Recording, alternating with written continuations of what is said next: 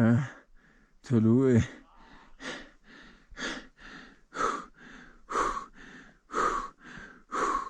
زیبای خورشید.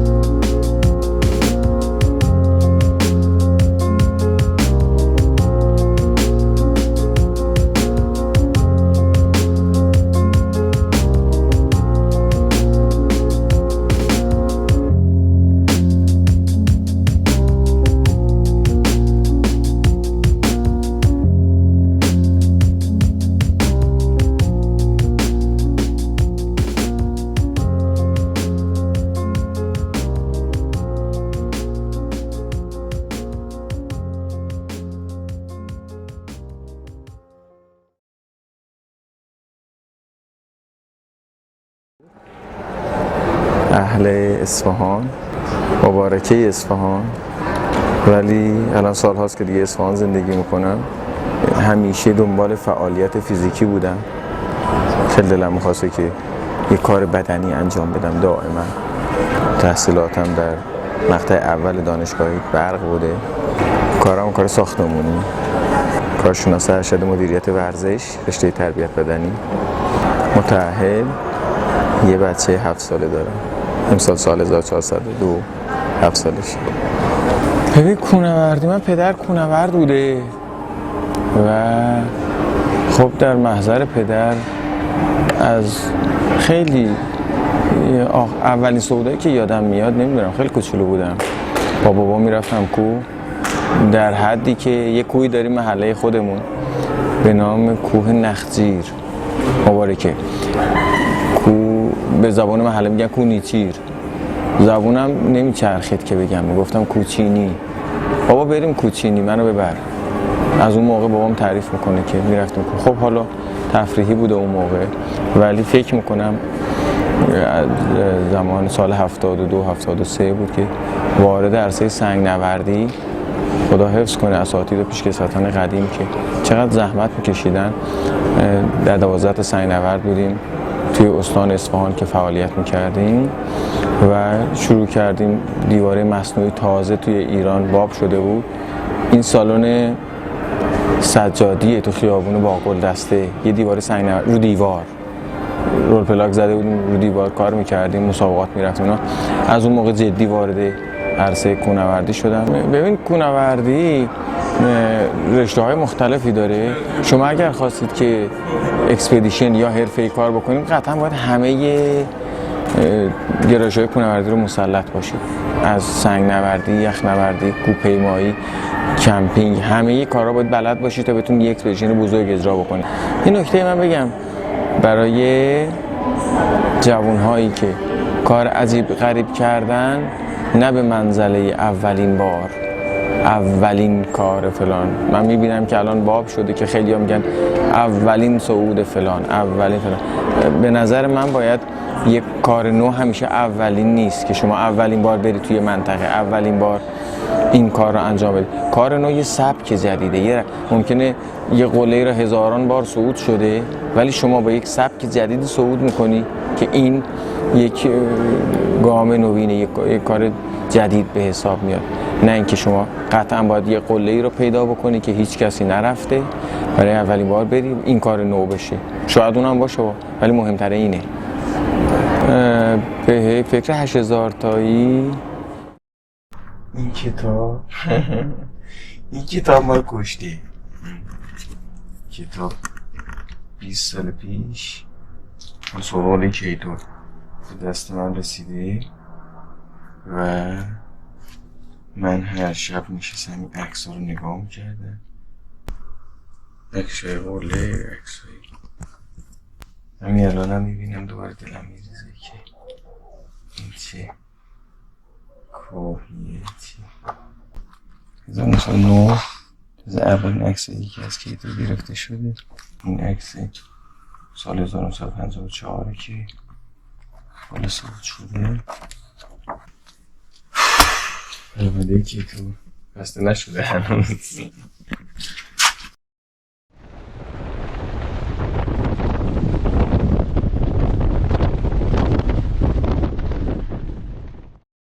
میدونی یه سال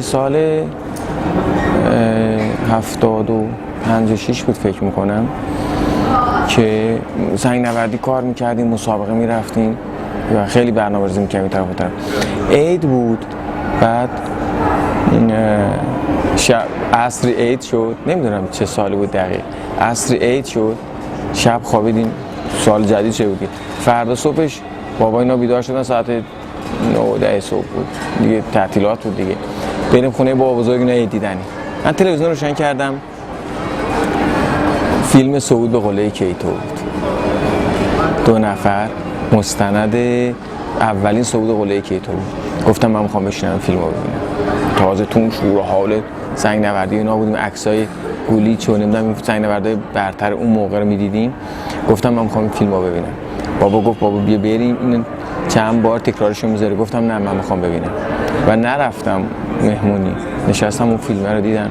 اصلا یه چیزی تو ذهنم روشن شد برای قله های بلند. شاید هیچ موقع بهش فکر نمی‌کردم تا اون موقع که کار 8000 انجام. بعد اصلا کیتو رفت تو ذهنم. یکی از سوالات که بچه‌ها از من میپرسن که چرا کیتو انتخاب کردی، شاید 25 سال دارم بهش فکر می‌کنم. یه برنامه رفتیم زمستون زردکو، قله هفت‌نان. بعد اون موقع داشتن میگفتن که ظرفای پلاستیکی، البته همین الان هم توی ظرفای پلاستیکی خوب نیست، حتما ظرفای فلزی باید ببری. یه ظرف آب من داشتم که آب کرده بودم توی پناهگاه، توی چادر از دره ایلویک میخواستیم بریم بالا و صبح ظرف آبم ترکیده بود از توی چادر. هر از گاهی که میبینم یاد سرمای اون شب میفته.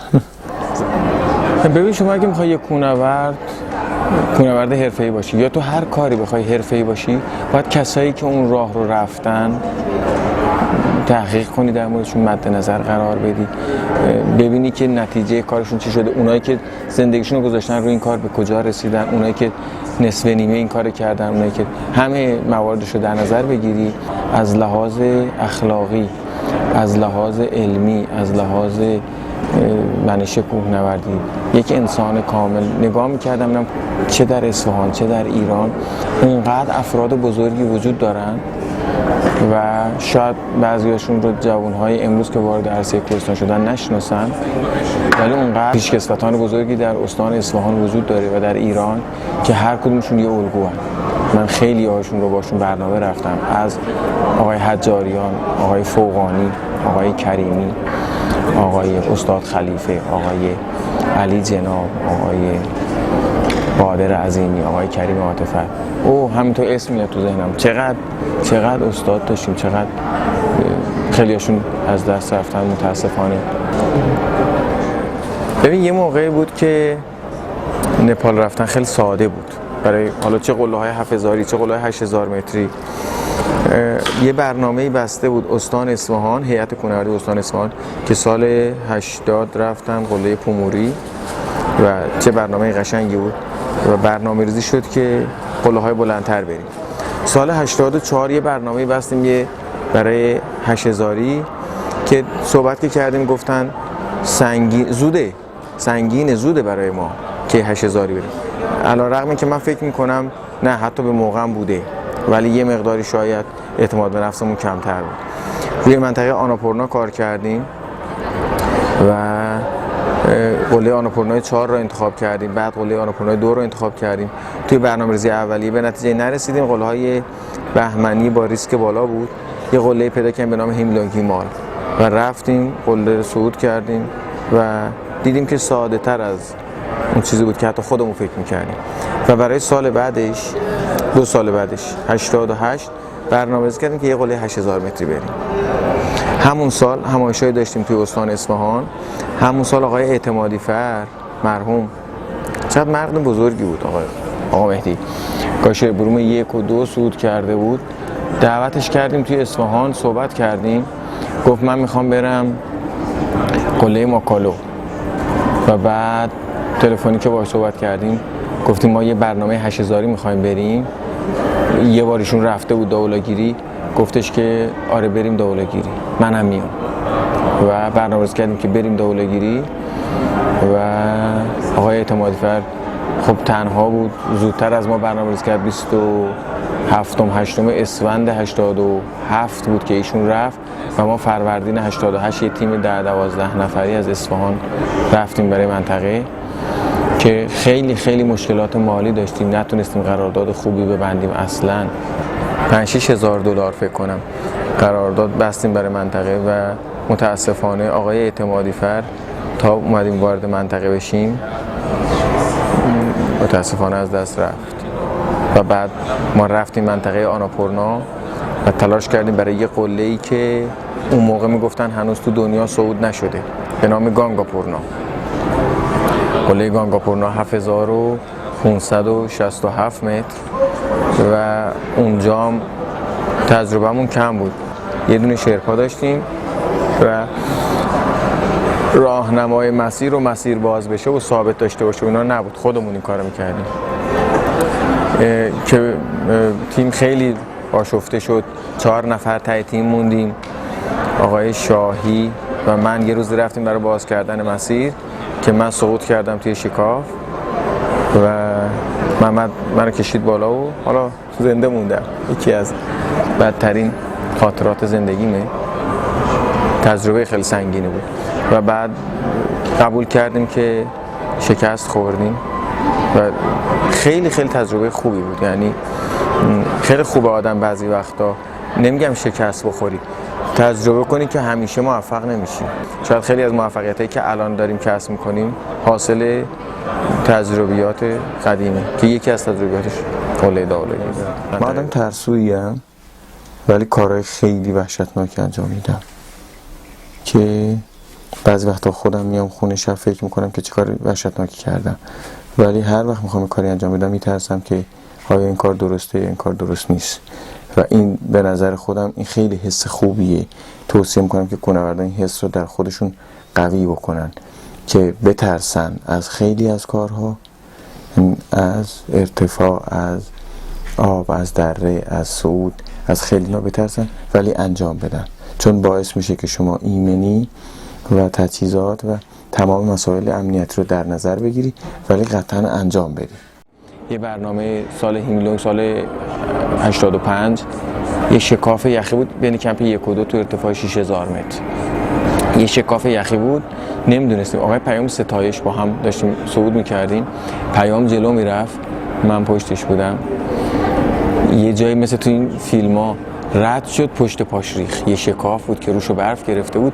پیام که رد شد من پشتش بودم، شکاف ریخت، یه دهنه 70-80 تایی بود. بعد به پیام گفتم برو کنار من بپرم. نمیدونم چرا این فکر کردم. گفت نه نپر. حالا تنابم نداشتیم، تو حمایتم نبودیم.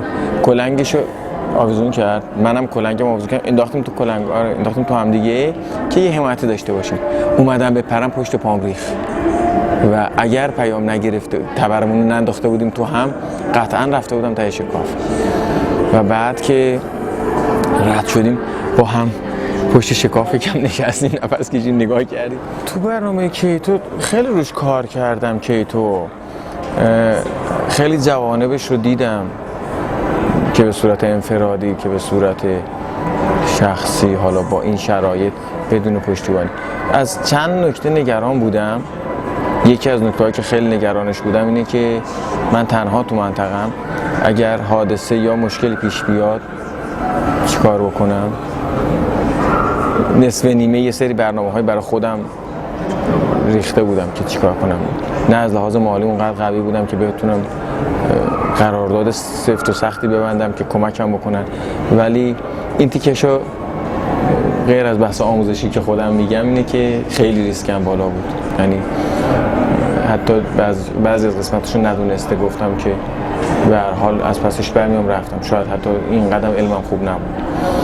و خب به جرئت بگم سخت‌ترین قسمت کیتو تنها بودنش بود.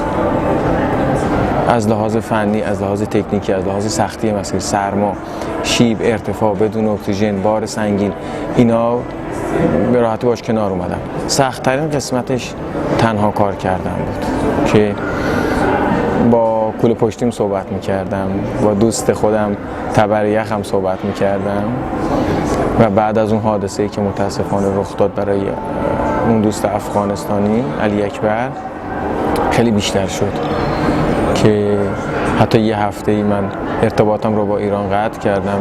حالا نه مخصوصا ارتباط قطع شد، خودم هم زیاد علاقه نداشتم که زنگ بزنم ایران به خاطر اینکه نگران می‌شدم، خودم هم از لحاظ روحی ممکن بود و مشکل برخورد. سربازی خدمتم سال 81 کرمان بودم تو زلزله بم و زنده موندم که خیلی از دوستام کشته شدن، خیلی از چندین ماه ده که حتی پدرم به عنوان امدادگر با هلال احمر اومد اونجا که خبر از من پیدا بکنه که آیا من زنده موندم یا نه و نتونستیم همدیگر رو پیدا کنیم. بعد از یه هفته برگشت و من با یه آشنایی پیغام دادم که من زنده. تلفن قطع شده بود، نمیتونستیم زنگ بزنیم که همین الانم فکر میکنم میتونستم مرده باشم. 20 سال پیش احمد پورم نبود دیگه. ترس توی کیتو اون صحنه دیدن پیکر آقای علی اکبر سخی خیلی برام سخت بود، خیلی. تو ارتفاع 8000 بودم، برگشتم 7500 و بعد با دیدن اون صحنه اومدم به اسکپ. یکی دو روز حالم خیلی بد بود و آره خیلی اونجا سخت بود. شاید ترسیدم اونجا. به همین سادگی علی اکبر به سادگی میتونست برای منم اتفاق بیفته. زنده باد افغانستان، زنده باد مردم فارسی زبان افغان و پاینده و همیشه زنده است علی اکبر سخی. این پرچم افغانستان بر فراز قله کیتو 27 جولای 2022 یاد علی اکبر همیشه در ذهن ما هست. زنده باد افغانستان. ما یه سری کارا رو فراموش کردیم، یه سری کارهایی که جزء کارمونه فراموش کردیم، مثل احترام گذاشتن، مثل رفتار انسانی، مثل اینا جزء زندگی ماست، اصلا جدا نشدنیه. من کار عجیب غریبی نکردم، رفتار انسانی بوده و قطعا هر کسی دیگه هم بود این کارو میکرد و رفتار انسانی نیاز به تشکر. من به مردم افغانستان هم گفتم من اون کار رو کردم که اگه منم اتفاق برام میافتاد علی اکبر این کارو میکرد و این کار معمول بوده از نظر خودم. خیلی مردم خوشحال شدن، خیلی دلم می‌خواست با اکبر بتونیم صعود بکنیم ولی حالا دیگه اتفاق افتاد. شاید خیلی کارهای دیگه هم میتونستم انجام بدم برای مردم افغانستان. شاید نمیدونم، پیکر علی اکبر رو نمیشه بیاری پایین، خیلی بد مسیر بود، خیلی جای خطرناکی بود ولی از خودم راضی نیستم بازم که ای کاش بیشتری کاری کرده بودم. سنگی که از این طرف چادر وارد شده و از این طرف هم رفته بیرون. خوشبختانه خوبه من تو چادر نبودم که این سنگ با چه سرعتی دوتا پوش چادر رو سوراخ کرده و رفته بیرون. به نظرم اون وقت که می‌خواستم از قله بیام، آره 2 ساعت و نیم سر قله بودم، 11 و نیم بود رسیدم قله. هیچکی نبود، تنها رسیدم سر قله و آغاز شکنجه. یعنی حالا من چجوری برم پایین، چجوری من دل بکنم از این قله، جایی که من 20 سال منتظرش بودم برسم، الان رسیدم و دیگه نمیتونم برم پایین. خیلی خیلی آرزو میکنم که اون لحظه رو تجربه بکنید، گرفتن مزد تلاشتون، گرفتن هدف و نتیجه‌ای که روش کار کردی، زور زدی، فشار آوردی به خودت و بعد حالا دیدی چه نتیجه لذت بخشی داره. اومدم کمپ 4 ارتفاع 8000 متر خوابیدم و توی چادر هی توی چادر نگاه میکردم، قله رو میدیدم که چرا اومدم پایین، چه قله قشنگی، و دنبال یه بهونه میگشتم که یکم دیگه بیشتر بمونم. فردا صبحش بلند شدم که بیام پایین، دیدم یه نفری اون کوهنورد استونی که حالش بد بود تو ارتفاع 8200 زیر واترنیک مونده بود و من دنبال یه بهونه میگشتم که دوباره بمونم تو اون ارتفاع. رفتم به کمک ایشون و حالا بهش غذایی دادم، چای دادم. دلم نمیخواست بیام پایین. اون ارتفاع از لحاظ تکنیک کوهنوردی خط مرگ، منطقه مرگ بالای 8000 متر خیلی خطرناکه، ولی بازم گفتم بعضی وقتا اگر علمی کار بکنی اونقدر قشنگ صعود میکنی، خودت لذت میبری که زجر نمیکشی. یعنی خیلی ها میگن که مثلا اون قسمت های آخر رو با سختی و با زجر و فلان نمیری. اگر که تمرینت خوب باشه، اگر که همه چی درست باشه، اونقدر لذت بخش. اتفاقا قسمت های بالاش قشنگ تره، یعنی لذت اصلی رو اونجا داری میبری. شکنجه از اونجا شروع شد که برگشتم.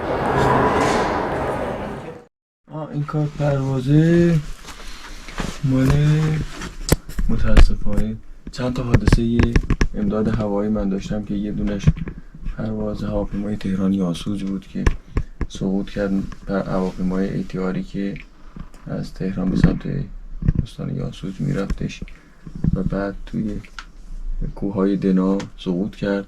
اعزام شدیم توی منطقه نزدیک به 35-6 روز اونجا. آیا احمدپور از کیتو چه یادگاری آوردید؟ کیتو یه سنگ از قله آوردم.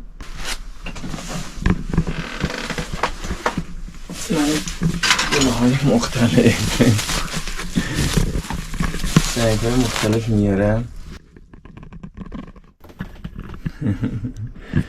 سنگ مال قله کیتوه.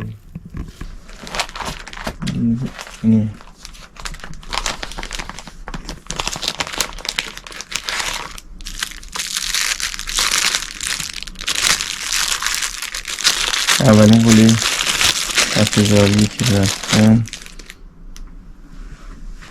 لاکی مال 7126 متر 1186 که سنگش به یادگار مونده. بفرمایید آقای احمدپور، داستان این کارابین چیه؟ کارابین بلک دیامونده، کارابین معمولی، کارابین دی. کمپ دوی کیتو قله صعود کردیم، داشتیم برمیگشتیم. من یه دونه چادر بلک دیاموند داشتم، توی کمپ 2 زده بودم. خیلی کمپ 2 باد زیاده، چادر پاره شده بود و از بین رفته بود و من داشتم جمع میکردم که خلاص بیام پایین. یه آقای اسپانیایی اونجا بود، یه دونه چادر هاردوی خیلی حرفه‌ای، چادر عالی بود، نصب کرده بودن. بعد به من گفتش که شرپام رفته پایین و من دارم میرم پایین، این چادر اینجا میمونه و این چادر خیلی عالیه، این چادر رو به جای چادر خودت ببر پایین، یا اگر میتونی دوتاشو ببر که حیف این چادر اینجا نمونه و استفاده بکنی. منم نگاه کردم، عجب چادر حرفه‌ای، چادر هاردوی خیلی عالی.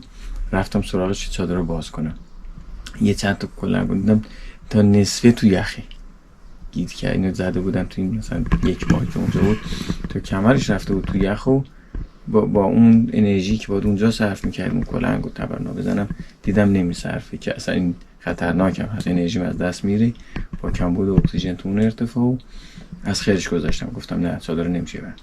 بعد همطوری دل بداهی در چادر رو باز کردم ببینم توش چی هست که شاید چون چادر رها کرد رفت اگر چیزی ارزشمندی هستش توش. بعد دیدم یه دونه کپسول اکسیژن با این کارابین به کف چادر نصب شده که سر نخوره پایین. منم یه دونه کارابین دنا داشتم مال آقای سماواتی، یادش بخیر، زدم جای این کارابینی با کارابین دنا اون چادر رو به کپسول رو بستم به کف چادر. این کارابین رو به عنوان یادگاری از کف اون چادر رو بردمش. کارابین دنا هنوز اونجاست، آقای سماواتی کمپ 2 کیتو کارابینش موند اونجا. احمد پور غیر از کوهنوردی و طبیعت شما به چه چیز دیگه علاقه دارید؟ ورزشی تو زندگی شخصیتون هر چیزی من خیلی چشمتون برق بزنه. خیلی به کشتی علاقه دارم. قطعا اگر کوهنورد نمی شدم کشتیگیر می شدم. یعنی الان مسابقات کشتی خیلی دنبال میکنم، همه ورزش‌ها رو، والیبال، بسکتبال میبینم، ولی دلم میخواد که کشتی بگیرم. الانم با بچم هر از گاهی خونه کشتی میگیریم و خیلی خیلی علاقه‌مندم توی ورزش به کشتی. خاطرات خیلی زیادی دارم. فیلم توش هنوز ببینه پاناسونیک افتاد توی آب و همین الانم مونده فیلم توش. میخواستم فیلمش رو بیارم بیرون ببینم آیا میشه بازخونش بکنیم، ولی یه خانومی منطقه آب ملخ افتاده بود، متاسفانه جونش از دست داده بود. 3 نسل کوهنوردی. من سال 81 رفتم دیواره علمکو با این کلاه فلزیه، خیلی قدیمیه، نبود خب اون موقع مدت تصادم کمتر بود دیگه. و بعد 10 سال با این کلاه سنگ نوردی کردم. بعد نسل بعدش شد این کلاه. سال 88 از نپال دسته 2 خریدمش که خب اون موقع کلاه خوبی بود. اینم چقدر باش کار کردم و دوباره 10 سالم با این کار کردم و الان کلاه نسل جدیدم این پزله است که گرفتم برای برنامه جدید و نمیدونم، خدا میدونه که 10 سال دیگه چه تجهیزات جدیدی میاد. این یه دونه باز قدیمی که اینطوری قراره اینجا نفتی از کندر میزنیم، اینو روشنش میکردیم. خب با این وزن 45 دقیقه نیم ساعت طول میکشید آب و جوش بیاریم. حدود 10 دقیقه یه ربع طول میکشه و این گاز 2 دقیقه و 37 ثانیه طول میکشه که آب جوش بیاره. در سالهای اخیر فرهنگ کوهنوردی داره تغییر میکنه که همه جای دنیا شرکت‌های معتبر دنیا شرفاهای قدرتمندی گرفتن و با دریافت پول همه خدماتی انجام میدن.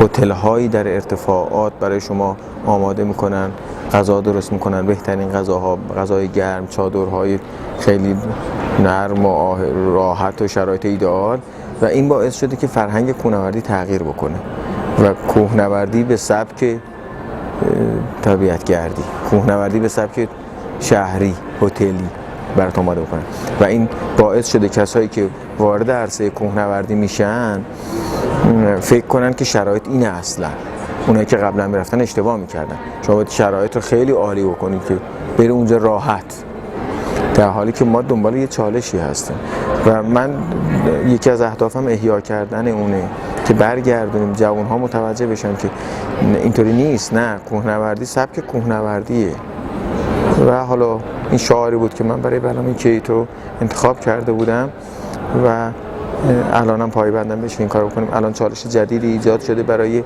قله دماوند که یکی از آثار ملی ایرانه، داره تخریب میشه و من سالهاست مخالفم با قاطر، با نیسان، وانتایی که میبرن بالا و امسال کوهنوردان میخوان دست به دست هم بدن که این عملی بشه انشاءالله. من ایراد به خودم میگیرم به عنوان یک مربی کوهنوردی. شاید نتونستیم اونطوری که باید شاگرد پرورش بدیم که فرهنگ کوهنوردیشون بالا باشه.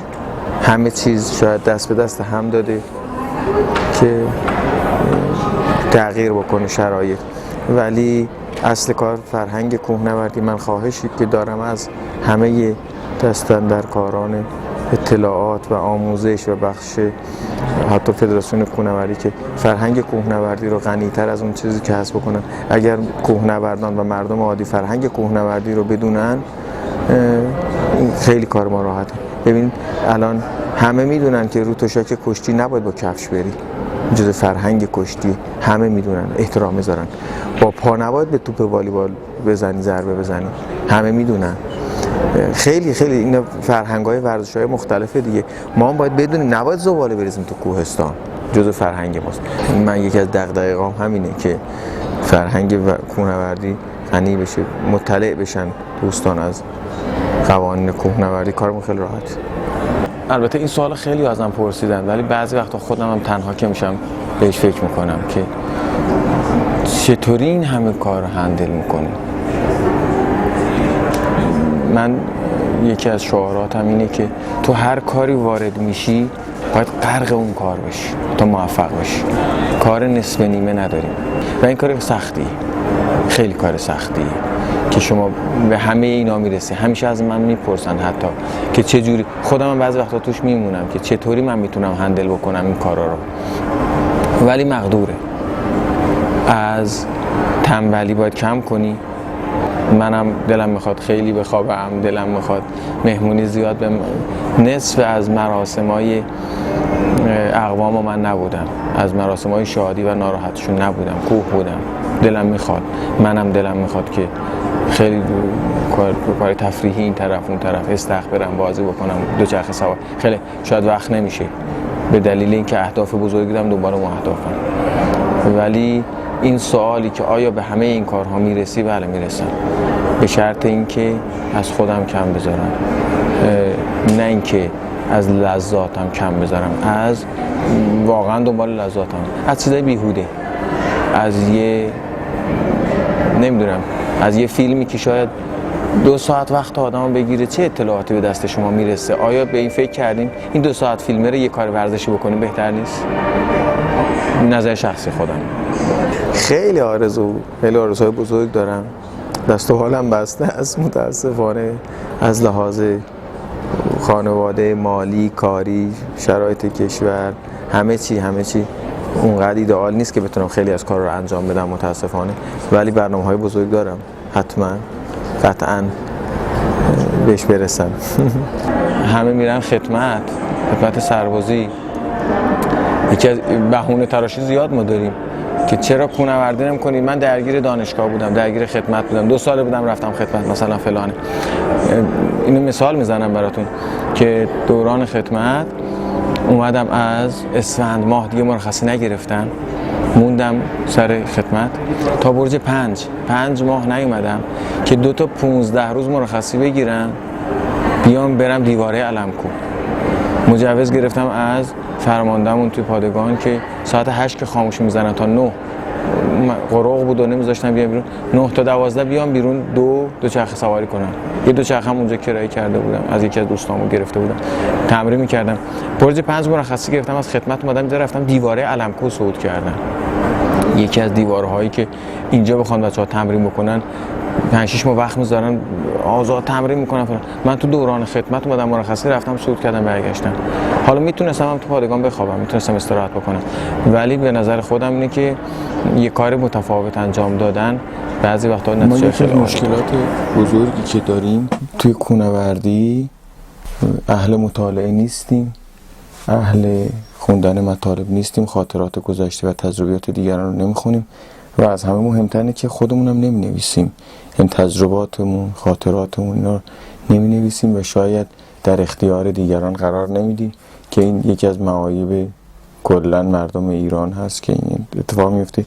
یکی از کارهایی که من میکنم اینه که تمامی گزارشات برنامه هام، هر برنامه‌ای که میرم تجربیاتش، خوبیاش، بدیاشو مینویسم و اعتقاد دارم یه ضرب المثل قدیمی هست میگه که کم رنگ ترین نوشته ها از قدرتمندترین حافظه ها ماندگارتره.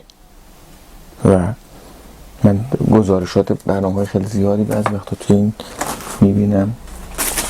ببینیم گزارش شناسایی مسیر سنگنوردی، مورخ 16/2/78 78 بوده. این گزارش برنامه بوده که 5 شنبه رفتیم پلیس را سرپرست برنامه آقای سعید کاشف، اعضا احسان و ایمان احمدپور ساعت 6 صبح گزارش نوشتم، کروکی مسیر نوشتم، چیکار کردیم، کجا رفتیم و اینا به صورت مکتوب گزارشاتش مونده. خیلی من گزارشات مختلفی دارم که میتونم انتقال بدم. خیلی از دوستان خیلی ها میان میگیرن از ما، از ببین سال 86 مال قله هیماله که سال 85 رفتیم، 86 من گزارش نوشتم.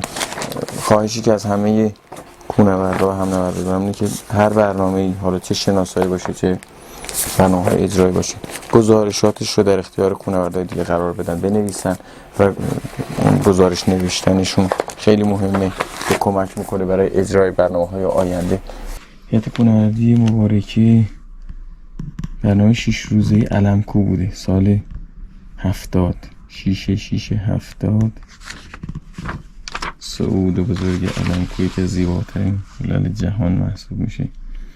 6 شهریور تا 12 مسیر فرانسوی و گرده و سیاه‌سنگا. روز سه‌شنبه هیئت کوهنوردی که تخت هیئت کوهنوردی استان قدیمی شکلی بود سال 64 که تأسیس شده بود. کارآموزی کوهنوردی با داداشم رفته بودیم کارآموزی کوهنوردی سال 78 تحت دست کارآموزی سنگ‌نوردی. این تعهدنامه رو قبلا برای صعودهای برون مرزی می‌گرفتن. کوهنوردی ورزشی بالقوه خطرناکی است و باعث بروز ناتوانی فیزیکی و مغزی و فلان می‌شود. مسئولیت اون از فدراسیون کوهنوردی هیچ مسئولیتی نداره. بعد می‌رفتیم محضر که علی اصغر احمدپور پدر و مادر میومدن امضای محضری میکردن و بعدم تایید میکردن که اگر ما در ارتفاعات اتفاقی برامون بیفته و یا کشته بشیم یا نقص عضو بشیم کسی نتونه شکایت بکنه از ارگان‌های دولتی مثل فدراسیون یا مثل هیئت کوهنوردی. شادترین پروژه، شادترین برنامه کی تو؟ زیباترین فیس آبشار کرتیکون شهر کرد. سخت‌ترین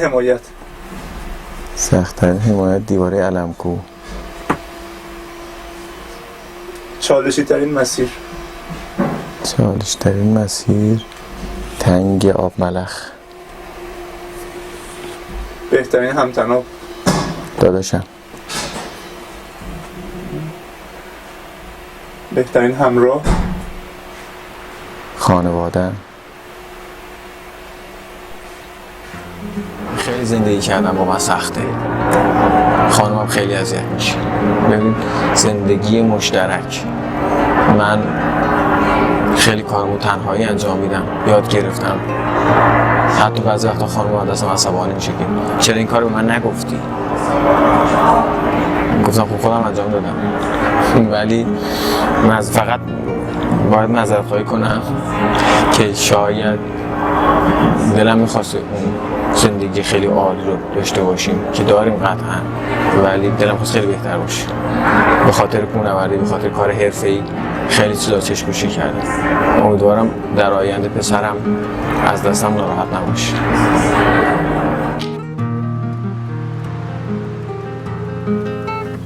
ای کوه بلند، ای سراپا همه پند، از تو این تجربه ها موختم که نلرزد تنم از قررش عرابه سنگین زمان و ندهد ترس به دل از طوفان.